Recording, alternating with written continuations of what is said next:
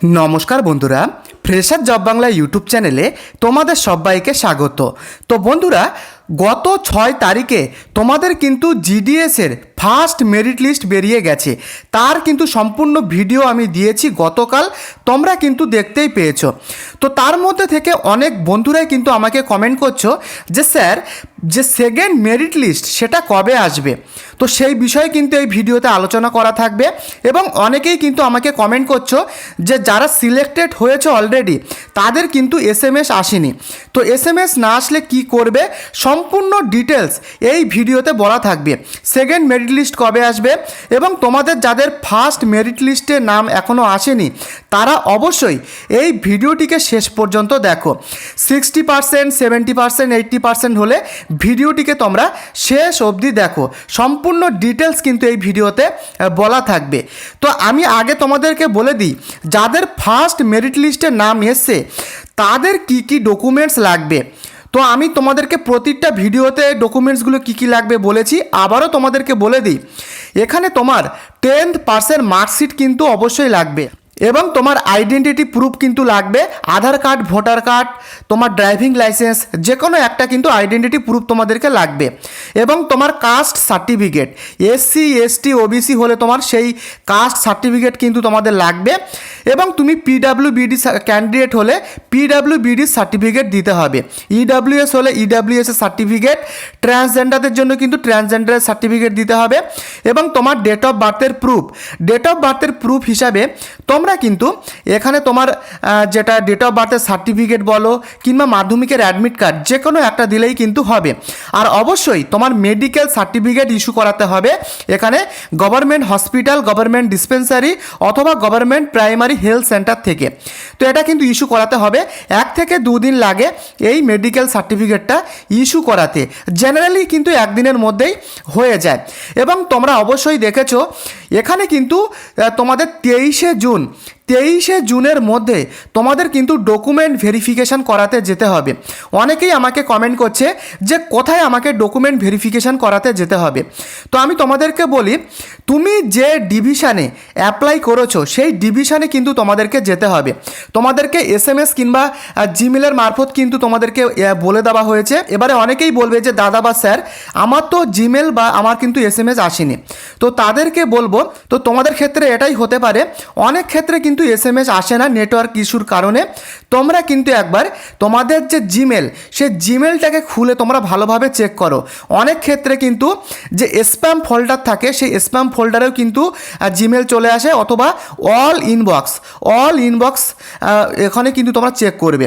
এখানে কিন্তু অবশ্যই তোমার যদি ফার্স্ট মেরিট লিস্টে নাম চলে আসে অবশ্যই কিন্তু তোমার অল ইনবক্স নতুবা স্প্যাম ফোল্ডারের মধ্যে কিন্তু তোমার জিডিএসের যে মেসেজটা সেটা কিন্তু অবশ্যই চলে আসবে। তো তোমরা সেটা কিন্তু একবার চেক করে নেবে। তো এই সমস্ত প্রত্যেকটা ডকুমেন্টসগুলো কিন্তু তোমাদের অরিজিনাল নিয়ে যেতে হবে। অরিজিনাল নিয়ে যাবে, প্লাস তোমার প্রত্যেকটা অরিজিনালের কিন্তু 2 কপি করে জেরক্স, আমি বলবো 3 থেকে 4 কপি করে জেরক্স নিয়ে যাবে। তার সাথে কিন্তু 2 copy colour passport size photo, আমি বলবো তোমরা 4 থেকে 5 কপি করে কালার পাসপোর্ট সাইজের ফটো কিন্তু সাথে নিয়ে যাবে।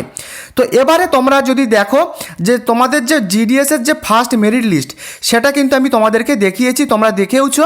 এবারে ক্ষেত্রে দেখেছো এখানে কিন্তু প্রায় সবাই 100%, 99%, 98%, 95% পেয়েছে। তো এত নাম্বার এলো কোথা থেকে? তো এগুলো কিন্তু আমি বলবো, আমার যেটা মনে হয় এগুলো কিন্তু সব প্রায় ফেক মার্কশিট দিয়ে কিন্তু তারা আপলোড করেছে।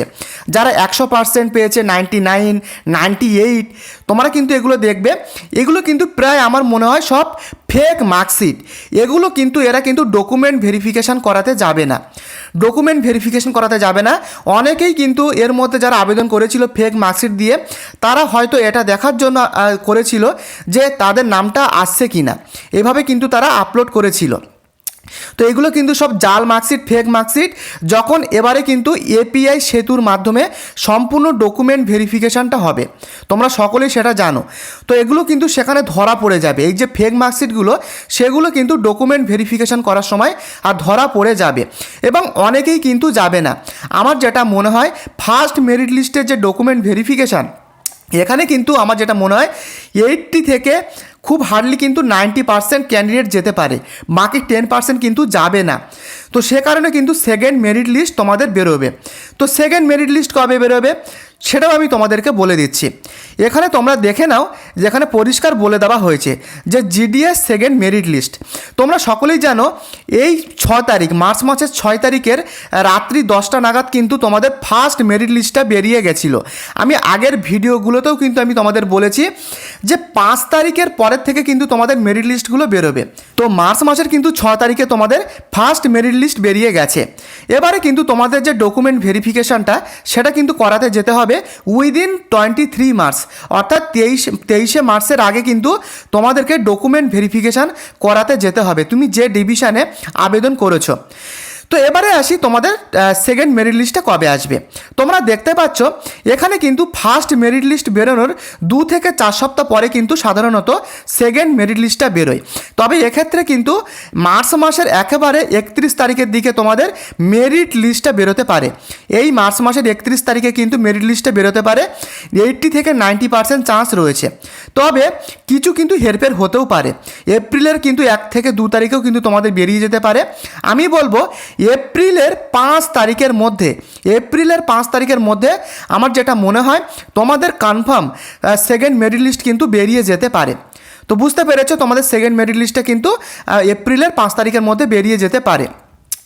তো অনেক বন্ধুরাই কিন্তু রয়েছে যাদের নাম্বার কিন্তু কম রয়েছে, যেমন 70, 80%, 60% নাম্বার নিয়েও বসে আছে। তো তারা কি করবে? তো তাদেরকে বলি, এবারে যে ফার্স্ট মেরিট লিস্টটা বেরোলো এক্ষেত্রে কিন্তু প্রচুর কিন্তু ক্যান্ডিডেট রিজেক্ট হবে, বাতিল হবে, অর্থাৎ ফেক মার্কশিট কিন্তু তারা দিয়েছে। 100% নাম্বার দেখতে পাচ্ছি, এবারে 90% দেখতে পাচ্ছি, 95% দেখতে পাচ্ছি। আমার মনে হয় এগুলো সব ফেক মার্কশিট। তো এগুলোকে কিন্তু রিজেক্ট করে দেওয়া হবে, বাতিল করে দেওয়া হবে। তার ফলে কিন্তু সেকেন্ড মেরিট লিস্ট বেরোবে। তো সেখানে কিন্তু অনেক কাট অফ কম বেরোবে। তো তোমাদেরকে বলবো তোমরা second list, third list, fourth list, এভাবে 6 লিস্ট পর্যন্ত ওয়েট করো। তোমাদের কিন্তু 6 লিস্টের মধ্যে তোমাদের নামটা আসার চান্স কিন্তু হাই রয়েছে, যাদের পার্সেন্টেজ কম রয়েছে। তো বোঝাতে পারলাম? তো তোমরা লাস্ট মেরিট লিস্টের জন্য ওয়েট করো। আমি বলবো যাদের 90% নাম্বার রয়েছে, প্লাস নাম্বার রয়েছে, তাদের কিন্তু জেনারেলি তৃতীয় মেরিট লিস্টে কিন্তু নাম আসার চান্স হাই রয়েছে। তো এবারে দেখে নাও কাট আপ কেমন রয়েছে, সেকেন্ড লিস্টের কাট আপ কেমন যেতে পারে। তো তোমাদেরকে আমি দেখিয়ে দিচ্ছি, দেখে নাও expected cut off second list. এখানে যারা ইউআর রয়েছে, যারা জেনারেল ক্যাটাগরি, তাদের ক্ষেত্রে কেমন কাট আপ যেতে পারে? 85 থেকে 95% এবারে কিন্তু সেকেন্ড মেরিট লিস্টে কাট আপ যেতে পারে। এবং যারা ওবিসি ক্যান্ডিডেট রয়েছে তাদের ক্ষেত্রে 80 থেকে 90%, ইডাব্লিউএসদের ক্ষেত্রে 80% থেকে 88% কাট আপ যেতে পারে। এবং যারা তোমরা শিডিউল কাস্ট, এসসি কাস্ট যারা রয়েছে তাদের কিন্তু 79 বা 80% থেকে 88 বা 90 পর্যন্ত যেতে পারে। এবং যারা এসটি, যারা শিডিউল ট্রাইব, তাদের 75 থেকে 85 পর্যন্ত যেতে পারে।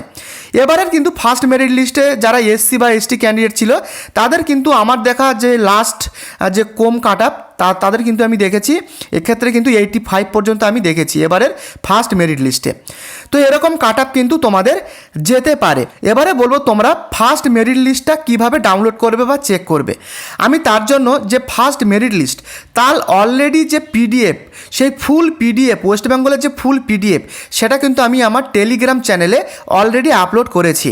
তো তোমরা যারা ফার্স্ট মেরিট লিস্ট দেখতে চাও বা ডাউনলোড করতে চাও তারা অবশ্যই আমার টেলিগ্রাম চ্যানেলটিকে ফলো করো। টেলিগ্রাম চ্যানেলের লিঙ্ক এই ভিডিওর ডেসক্রিপশানে দেওয়া রয়েছে।